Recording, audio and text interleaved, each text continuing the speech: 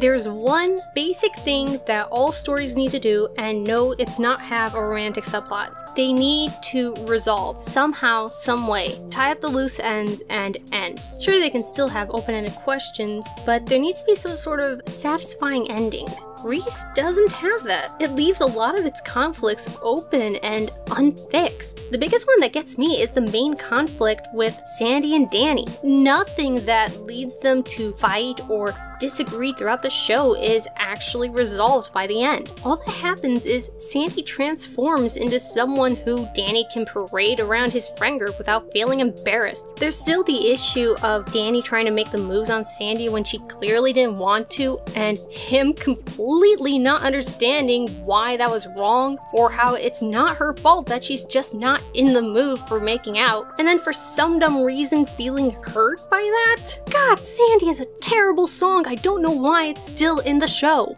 There's still the numerous issues on Sandy's side with him acting like a totally different person when they're around his friend group, him not really being respectful of her boundaries, and then him just not seeming to care about her feelings. He's fine with ditching her at the dance. Sure, yeah, he's kind of just going with the flow in the film version, but he still should have at least sought out Sandy and tried to get back together. I mean, he saw that Sunny was interfering. He could have at least went to check and make sure that Sandy's okay. He hangs around Sunny. He knows what kind of a unsavory person Sunny is. And then even worse in the live version, Danny doesn't know why Sandy takes off, but he doesn't seem to care. He's fine when Cha-Cha comes along and starts dancing with him and doesn't really pay any mind to, is Sandy okay? Why did she take off? He already knows that there's a reason that Sandy doesn't want to be on TV. Sure, she could have explained that her folks wouldn't like her at the dance and so she didn't want them to watch TV and see their daughter at the school gym doing exactly that. But that also brings up the point that Sandy felt that she had to lie to Danny. There was something that put the bug in her mind that she had to at least act like her parents don't control her or she's not afraid of them or something. Something made it where she felt that she couldn't be honest with Danny, and that kind of says a lot. Part of it could be the fear of looking uncool with Danny, like with most people have early on in their relationships, but Sandy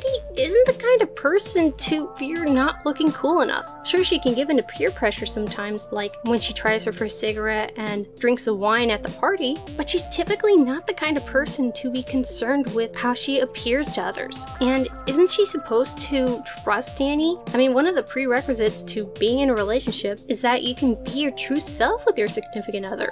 And not only all the stuff I just listed, but the show just completely disregards Danny's whole supposed character arc. I mean, you could tell how little they cared about it with how little time was spent on it, but Danny was trying to change for Sandy. I mean, in a very stupid way. By becoming a sportsman, somehow he's becoming better for Sandy? It doesn't make sense. But regardless, the story just shoves that aside as soon as Sandy transforms into a greaser chick. Danny literally throws off his Letterman jacket, basically saying, well, Sandy changed for me, so guess I didn't have to do anything at all. And then there's the relationship between Kaneki and Rizzo. It's a little bit better in the live version, but in the movie version, so they have a fight, they do the silly get with someone to make the other person jealous thing. Kaneki finds out that Rizzo's pregnant, though with someone else's kid, and then everything's resolved at the end because Rizzo isn't pregnant. They can happily get back together and start making out, making plans like, oh, we're gonna be together forever. But again, that doesn't solve anything. There's still the thing that Rizzo and Kaneki were fighting about, and we don't know what that is. We don't know what the issue Rizzo had with Kaneki that made her so salty when they were crashing Danny and Sandy's date, but we also have nothing to suggest that whatever was causing Rizzo to feel that way is gone now. It's just sort of like, hey,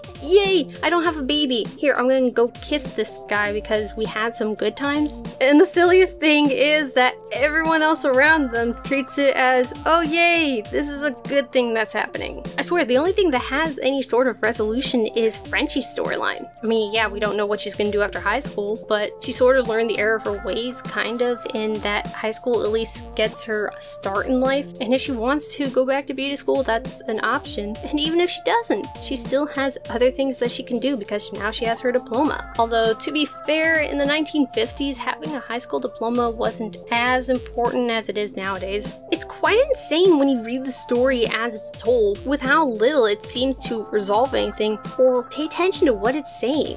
It's hard for me to imagine people legitimately liking this, except for it being a sort of tongue-in-cheek parody of the glorification of high school in the 1950s, which I think is the best way to read this story, especially the movie. There's a lot of moments where they say some line that's only a wink away from being a complete outright parody. I mean, when Danny seems so sure that everyone's gonna stay friends after high school and they're always gonna be together. Anyone who's ever gone to high school and finished it knows that that is rarely the case. Hell, when you think about it, Grease is really cynical, especially towards adolescent and inexperienced romances. Hell, not even adolescent romances, but relationships in general. Danny and Sandy are the couple that breaks up and gets back together, but never actually solves anything. At least when Eli and Claire got back together multiple times, they'd always grown as people. But with Danny and Sandy, they're essentially the same. They're just continually running into each other, hoping that this time something different will happen. Kinda like that quote that everyone attributes to Albert Einstein, only it isn't his quote. Same thing goes with Rizzo and Kenickie. Nothing's changed about their standing or who they are as people, but they gravitate back towards each other as if somehow this time will be different, just because all that matters right now are the good times that they had. And I think the Grease Live version really does this cynical take on their relationship really well. Rizzo basically explains that she's never had anyone look at her the way Danny looks at Sandy, basically suggesting that anytime she's gotten with a guy, it was to fight off loneliness, because what else is she gonna do? She finds sex fun, and she's accepted that she's probably never going to meet that perfect somebody, so instead of staying home every night and waiting around for Mr. Right, she's gonna have her kicks while she's still young enough to get them. She's the kind of person who'd rather have regrets than not have taken any chances. She's willing to go for anyone who'll give her the time of day, which is really depressing. And that kind of explains why she goes back to Kenickie in the end. He shows care for her. Even if the kid isn't his, he's still willing to take care of it and her. You can read her initial rejection of this offer, if this is a line I ain't biting, as basically testing the waters, seeing if Kenickie's being serious about his proposition, especially because of how easily she relents. Now, they did have that line of Rizzo saying that, wow, Kenickie, you've never looked at me that way, like essentially suggesting that Kenickie is her Mr. Right, but I like to think of it as her still just settling for whoever gives her the time of day. She's re-entered into that infatuation stage of their relationship, and so basically everything's perfect. For now. Really, I think the only way to read Grease is as a cynical parody of high school life and the relationships between people.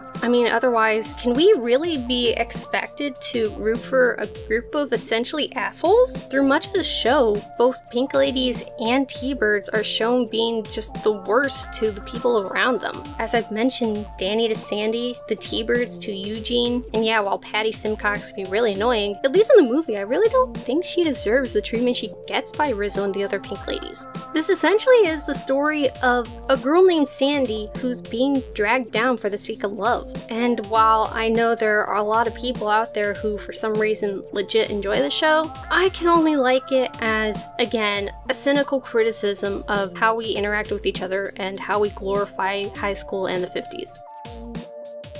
Thank you very much for consuming this video, and until next time.